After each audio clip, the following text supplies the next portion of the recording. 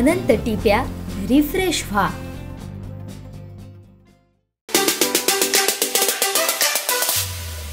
संपूर्ण राज्य सरकारने जिल्हा परिषदेतील विद्यार्थ्यांना शालेय गणवेश मोफत वाटपण्याचं धोरण जाहीर केलं होतं। याआधी शालेय गणवेश हे त्या जिल्ह्यातले खरेदी करण्याचे अधिकार त्या कमिटीने दिले होते, परंतु यावर्षी शासनाने संपूर्णपणे एकत्रित गणवेश करण्याचं धोरण निश्चित केलं।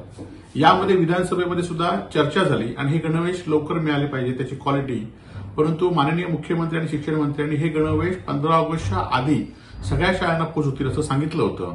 परंतु आता शाळांवर जवळजवळ तिसरा महिना सुरू झालेला आहे। उद्या 15 ऑगस्ट आहे। एकीकडे घर घर तिरंगा म्हणायचं आणि मुलांना जुन्या गणवेशामध्ये 15 ऑगस्टला जाण्यासाठी शासन प्रवृत्त करत आहे। त्याचबरोबर एकट्या सिंधुदुर्ग जिल्ह्याचं उदाहरण घेतलं तर 1350 शाळा आहेत, त्यापैकी फक्त 63 शाळांना गणवेश वाटप करण्यात झालेलं आहे आणि अजूनही 31,871 विद्यार्थ्यांपैकी 29,516 विद्यार्थी हे गणवेशापासून वंचित आहेत आणि त्यामुळे 15 ऑगस्ट ह्या विद्यार्थ्यांनी साजरा कसा करायचा हा प्रश्न या ठिकाणी आहे आणि त्यामुळे या शासनाचा आम्ही धिक्कार करत आहोत।